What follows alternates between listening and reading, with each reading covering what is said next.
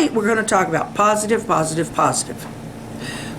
self-image, positive connections, and positive living.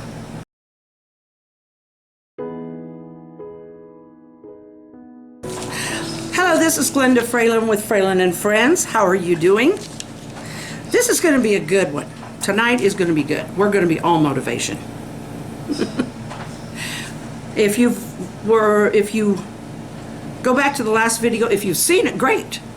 If you haven't, you might want to, after this, you might want to go back and watch that, because it is on guilt. We're working on self-esteem, and that one was on what the difference between guilt and conviction. Guilt tears you down. I'm talking about feelings about self-guilt, that it puts you in this no redemption, whereas conviction gives you the chance and the ability to take accountability and responsibility and do whatever you need to do about it, or not do, just not do it again, and move on. So tonight we're going to talk about positive self-image, positive connections, and positive living. With positive image, we're going to go, this might sound a little repetitive tonight, but it's not repetitive, because each is under a different heading. But each one, we're going to go with a positive physically, positive spiritually, and positive emotionally. I get a little tongue-tied. Okay, we're going to start with self-image. We can have a positive self-image, both inward and outward. There's nothing wrong with looking in the mirror and saying, hey, I look okay. Whatever blemishes other people see, they're not smart enough to see through and see these little bright little lights on my cheeks. If they want to look down here instead of here, and that's their problem, not mine. Self-image also involves how we see ourselves as a person. And I like to think I'm a caring person. I would rather help people than hurt them. And believe it or not everybody's like that. I used to think everybody would be, because they should be. Well, I grew up a little naive. But there's just, there's a lot of good things that go into self-image or into a positive self-image. And regarding yourself as a wonderfully made, wonderfully created for the beauty of spirit and exterior. They always say beauty's in the eye of the beholder. I can vouch for that statement, because I've worked with people who people would have thought, oh, their nose is in the wrong place, or I've worked with people who have physical disabilities, physical disfigurements, and believe me, if you're around them very long, all you start seeing is the smile, or whatever is, you just learn to love. Love is learned, by the way. Childhood helps. Okay, and we need to have a positive spiritual nature. Now, I don't know what your spiritual image comes from, but for me, it's because I have a faith that is bigger than me, in something bigger than me.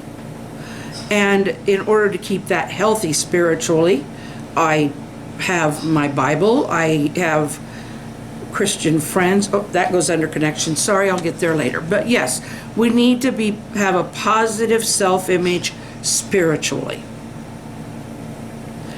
because I've been given a good soul. It was perfectly unblemished when I came out of my mama. Any blemishes been put on it since then? Well, I've hopefully I take care of them as they go.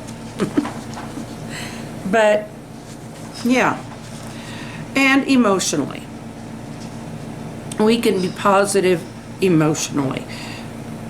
As far as self-image, yes, I have been diagnosed as having bipolar disorder.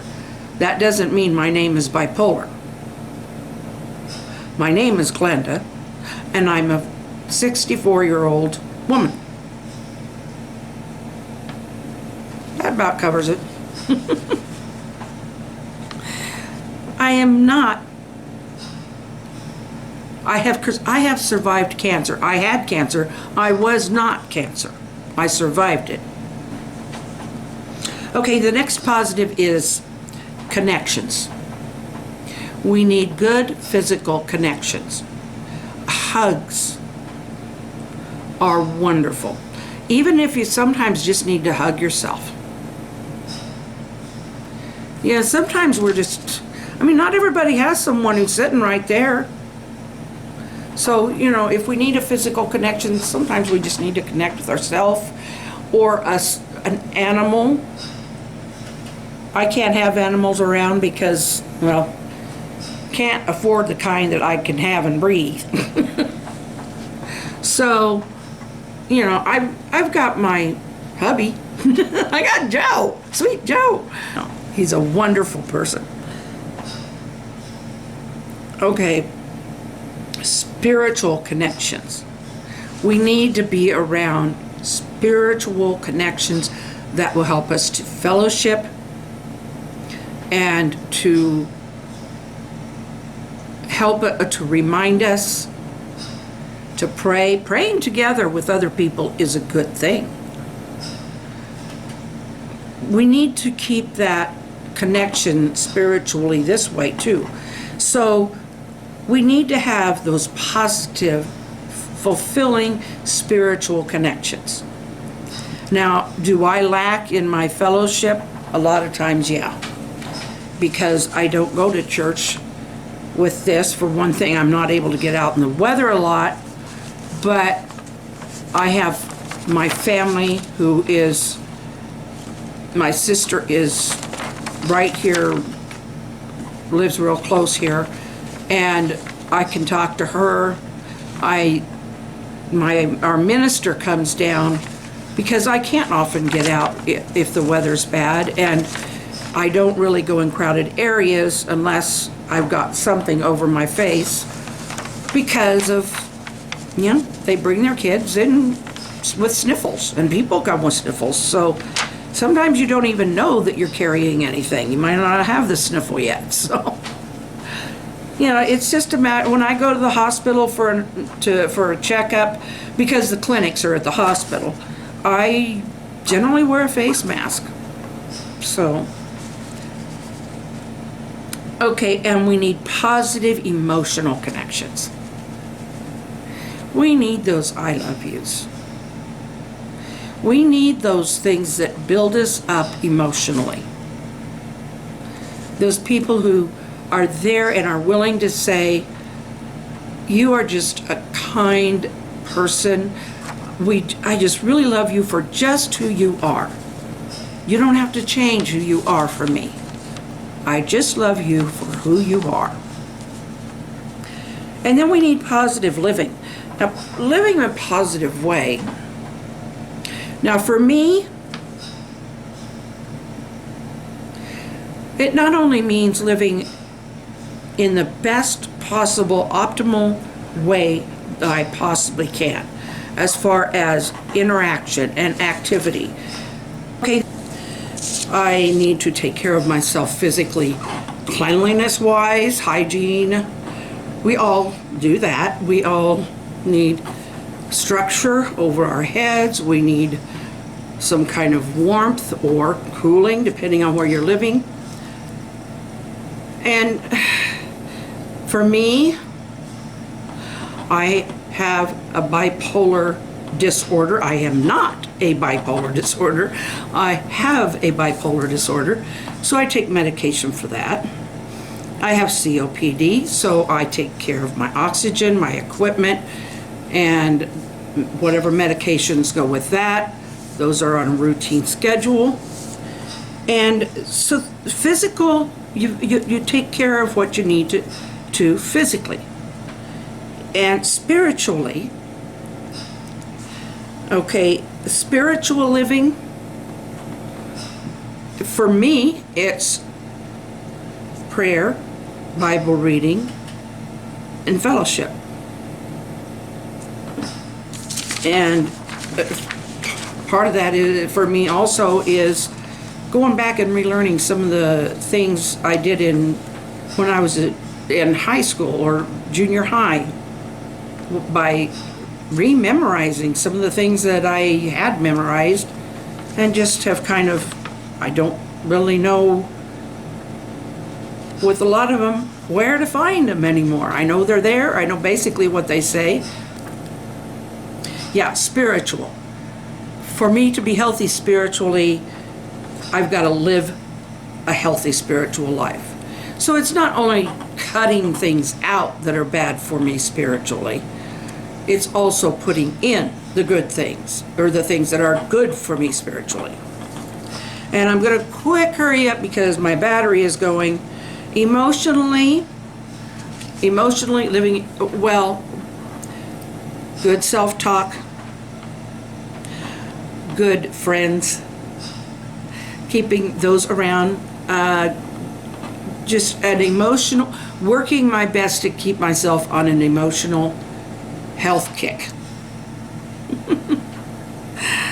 Telling myself good things, keep watching positive things, and speaking to positive people. People who are willing to uplift me emotionally when I am having a bad day. So that's it for this one, and we'll see you next time. And we will discuss whatever comes next. And 'cause I haven't got time right now. I'm trying to hurry up, beat the batteries. So we'll see you then. Please subscribe, click the notification bell, give us a thumbs up, and come back. We love you. And comment below. What do you feel is something good about you physically, emotionally, and spiritually? And we'll see you next time. Good night. Love you.